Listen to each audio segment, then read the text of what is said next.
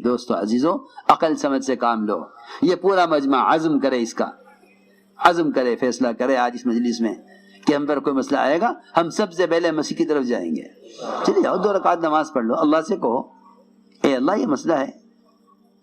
اور سمجھتے تھے ان پر کوئی مسئلہ پیش آئے گا، اگر ایمان ہوگا ان کے دل میں، اگر ایمان دل میں ہے تو یہ روزہ رکھ کر مسجد میں آگر پڑ جائیں گے، اے اللہ تو یہ مسئلہ حل کر دے، میں روزے سے ہوں جب تک یہ مسئلہ تو حل نہ کر دے.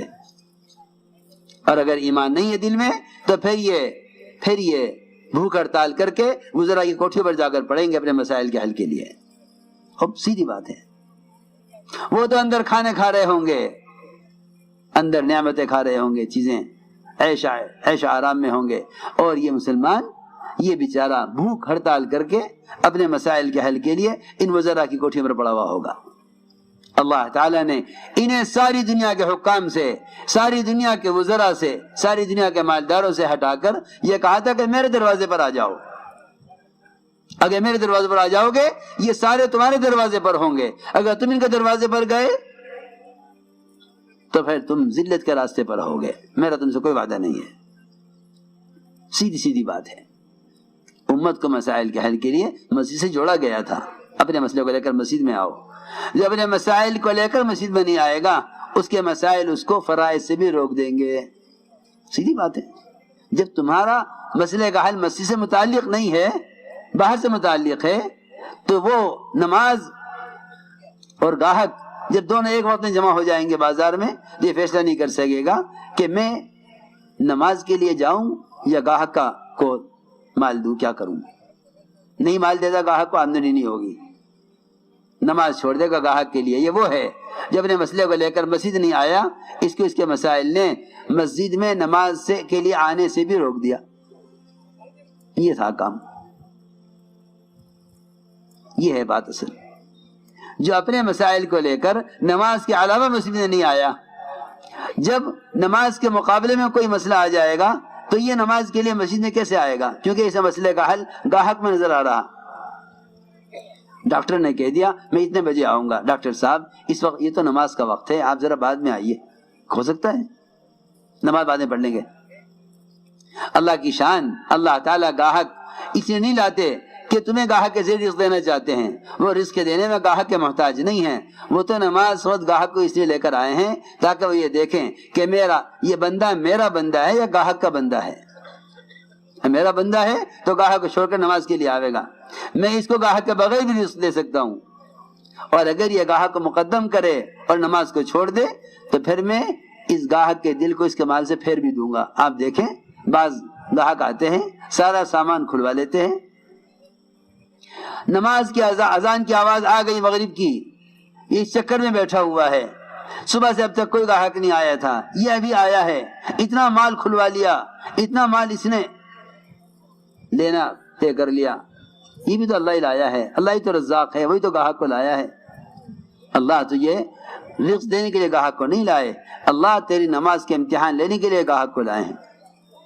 اسے خیال ہوا نماز جماعت سے پڑھنا تو سنت ہے، چلو بعد میں پڑھ لوں گا، پہلے گاہک کو مال دے دوں.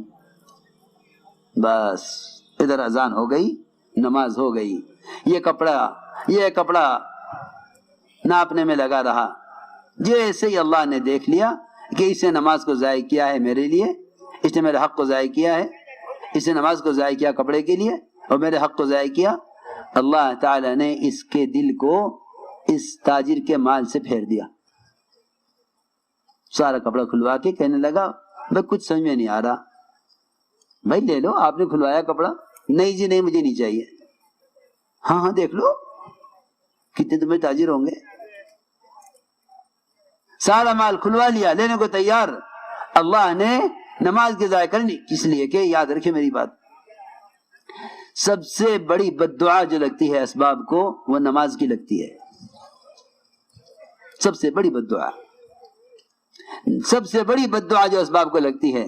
اس زمانے میں مسلمانوں کے اسباب کو جتنے نقصانات اسباب میں مسلمانوں کے ہیں، اس میں سب سے بڑا دخل نماز کے ضائع ہونے کو ہے. یہ نماز کو ضائع کرتے ہیں اسباب کے لیے، پھر نماز بد دعا کرتی ہے اے اللہ جس طرح اس نے مجھے ضائع کیا ہے تو اس کو اسی طرح برباد کر دے. سب سے زیادہ اسباب کا نقصان وہ نماز کی بد دعا سے ہے، جو براہ راست اسباب کو لگتی ہے، کیونکہ اسباب کے لوگ نماز کو ضائع کرتے ہیں، لوگ نماز ضائع کرتے ہیں اسباب کے لیے۔ دنیا دار الاسباب ہے، دنیا دار الاسباب ہے، ایسے اتنا بولتے ہیں، کبھی کوئی یہ بھی کہہ دے کہ دنیا دار الاعمال ہے، مرنے کے بعد تو کوئی عمل ہے نہیں۔ ایک مرتبہ سبحان اللہ کہنے کے لیے بھی اگر ساری دنیا دے کر دنیا میں آنا چاہے گا تو اللہ اجازت نہیں دیں گے کہ اب دنیا میں ایک مرتبہ سبحان اللہ کہنے کے لیے بھی نہیں جا سکتے۔ ایسی بے عقلی کی سوچ ہے کہ دنیا دار الاسباب ہے اور اعمال آخرت کے لیے، آخرت میں تو کوئی عمل ہے ہی نہیں، دنیا ہی دار الاعمال ہے، دنیا ہی دار الاعمال ہے۔ میں اس لیے عرض کر رہا کہ اپنے آپ کو اس کا عادی بناؤ کہ کوئی مسئلہ پیش آئے سب سے پہلے قدم اٹھاؤ مسیح کی طرف، پہلے اللہ سے کہیں دیکھو تو صحیح کیسی عجیب بات ہے، جب کوئی مسئلہ پیش آئے تو وہیں دعا مانگ لی، دعا مانگ کے چلے گئے وزیر کے پاس کہ وزیر کے گھر جانا پڑے گا اس کام کے لیے، بیماری آئی وہیں دعا مانگ لی کہ چلو ڈاکٹر کے پاس۔ سوال اس بات کا ہے کہ جب تم مسئلے کے حل کے لیے وزیر کے گھر جا رہے تو اللہ کے گھر کیوں نہیں آئے؟ پہلے اللہ کے گھر آتے نا۔ آپ سوچئے ایک وزیر آپ سے یہ کہے تیرا کوئی مسئلہ ہو تو مجھ سے کہنا، اب کوئی مسئلہ پیش آ گیا اور آپ پہلے چلے گئے کسی فقیر کے پاس اور وزیر دیکھ رہا کہ اس فقیر کے پاس گیا ہے یہ اپنے مسئلے کو لے کر، وزیر دیکھ رہا، پھر جب فقیر سے مسئلہ حل نہ ہوا تو پھر آپ وزیر کے پاس گئے، تو بتاؤ یہ وزیر آپ کے آنے سے خوش ہوگا ناراض ہوگا؟ بولو تو صحیح، ناراض کہ میں وزیر، میں نے تم سے کہا ہوا تھا کہ کوئی کام ہو تو مجھ سے کہنا، سارے ملک کی اختیارات میرے پاس، فوج میرے پاس، اختیار میرے پاس، اور تم باوجود میرے کہنے کے نیچے کے لوگوں کے پاس جا کر کوشش کرتے رہے۔ یہ میری عزت کے بھی خلاف ہے، یہ میرے وعدے کے بھی خلاف ہے، میری حیثیت کے بھی خلاف ہے۔ سوچو تو صحیح، ایک وزیر جو خود محتاج ہے جب اس بات کو برداشت نہیں کرتا کہ میرے ہوتے ہوئے آپ میرے نیچے والوں سے بات کریں، جبکہ میرا آپ کی دوستی ہے، میں نے آپ سے کہا ہوا ہے کوئی کام ہو تو مجھ سے کہنا، تو وہ اللہ جو سارے بادشاہوں کا بادشاہ ہے وہ نہیں دیکھ رہا کہ میرے بندے اپنے مسائل کے حل کے لیے میرے پاس آنے سے پہلے میرے غیر کے پاس جا رہے؟ ہم آتے ہیں اللہ کی طرف اسباب سے مایوس ہو کر، دنیا والوں سے عاجز ہو کر۔ فرماتے تھے جب یہ وزراء لات مارتے ہیں تمہاری تب تمہیں اللہ یاد آتے ہیں کہ چلو اب روزے رکھو، اب صدقہ کرو، حالانکہ عمل کی طرف بلایا تھا حکام کی طرف جانے سے پہلے، اللہ کی طرف آنا تھا اللہ کے غیر کی طرف جانے سے پہلے۔ اس کا امت کو عادی بنایا گیا تھا۔ ہر مسئلہ صحابہ مسجد سے آ کر حل کراتے تھے، ہر مسئلہ مسجد سے آ کر حل کراتے تھے۔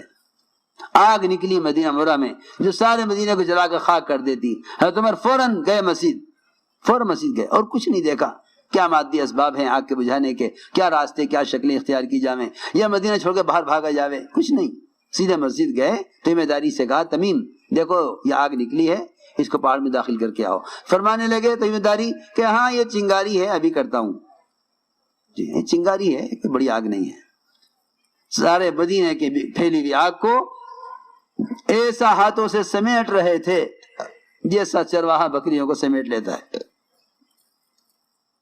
آگ کو داخل کر کے آئے پہاڑ کے اندر۔ میرے دوستو عزیزو، یہ تھی مسجد والوں کی شان کہ اس وقت ذمہ داری مسجد میں تھے، فرمایا جاؤ یہ آگ پہاڑ میں داخل کر کے آؤ۔ ادھر سے خط آیا کہ دریائے نیل بہتا نہیں جب تک ایک لڑکی کو مزین کر کے جوان اس میں ڈالا نہ جائے۔ عمر رضی اللہ تعالیٰ عنہ نے مسجد نبوی سے خط لکھا، کس کو خط لکھا؟ وہاں کے وزیر صدر کو نہیں کہ ہماری یہ پریشانی ہے آپ دیکھ لو، براہ راست دریائے نیل کو خط لکھا، کہا یہ خط دریائے نیل کو دو۔ ارے تم اگر مسجد والے بن جاؤ تو کائنات کا نظام تم اپنی مرضی کے مطابق چلاؤ گے. بھائی میں تمہیں یقین سے کہہ رہا, تم سوچو گے یہ کیا بات, یہ یقینی بات ہے. اللہ دیکھ رہے, میرے گھر میں بیٹھ کر چاہتا ہے, میں وہ کروں گا جو یہ چاہے گا. یہ اگر میرے دشمنوں کے پاس جاوے گا مسائل کو لے کر, میں وہ سب کے خلاف کروں گا جو یہ چاہیں گے. حدیث کا مفہوم ہے کہ بندہ اگر اللہ کے غیر سے امید کرتا ہے تو اللہ اسے اپنے غیر کے حوالے کر دیتے ہیں, اور اگر یہ اللہ کے غیر سے امید نہ کرے تو اللہ اس کو اپنے غیر کے حوالے نہیں کریں گے. اور اگر یہ میرے غیر سے ڈرے گا تو میں اپنے غیر کو اس پر مسلط کر دوں گا.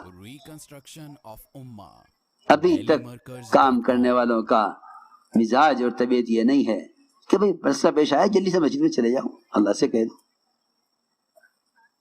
تو میں نے عرض کیا کہ جو مسائل کا حل اسباب میں تلاش کرتے ہیں وہ اپنے اسباب کے لیے نمازوں کو ضائع کرتے ہیں.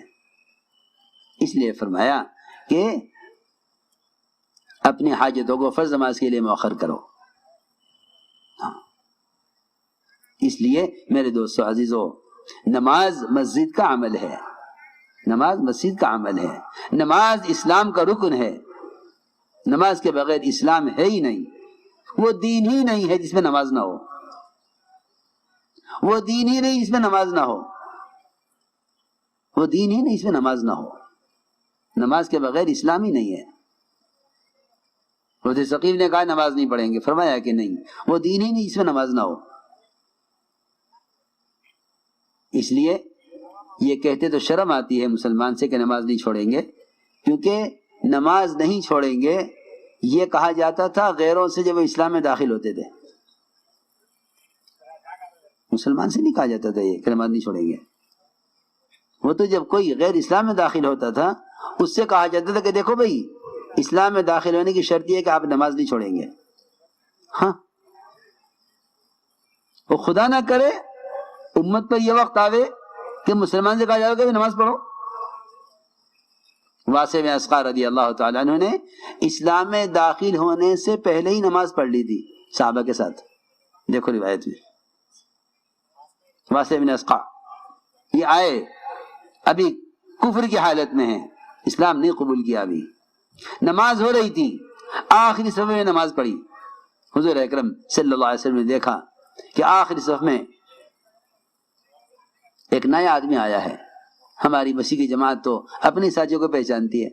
ہاں بھائی ہماری پارٹی کے ہمارے خیال کے کون کون ہے, بھائی آ جاؤ بھائی مشورہ کر لیں. ہاں وہاں ایسی کوئی بات ہی نہیں تھی. آپ محراب میں مسجد کی آخری صف میں نیا آدمی آیا, آخری صف. باپ نے پہچان لیا کہ نیا آدمی ہے. یہ نہیں فرمایا انہیں ہمارے پاس لاؤ, نہیں, نبوت کے مزاج میں بادشاہت نہیں ہوتی, بلکہ آپ خود چل کر ان کے پاس گئے. جتنا پرانے نئے لوگوں کو دعوت دیں گے, جتنا پرانے نئے لوگوں سے ملیں گے, اتنی پرانوں کو ترقی ہوگی. آپ نے یہ نہیں کہا ان کو میرے پاس لاؤ, نہیں, آپ خود اٹھ کر آخری صف میں ان کے پاس گئے. فرمایا تم نئے آدمی معلوم ہوتے ہو, کہاں سے آئے ہو, کیوں آئے ہو؟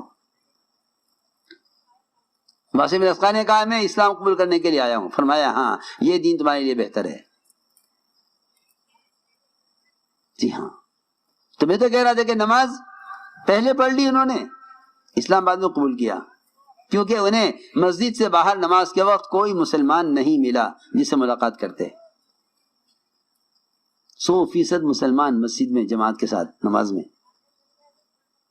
100% مسلمان. یہ ممکن ہی نہیں تھا کہ مسلمان نماز چھوڑ دے, یہ تو ممکن ہی نہیں تھا,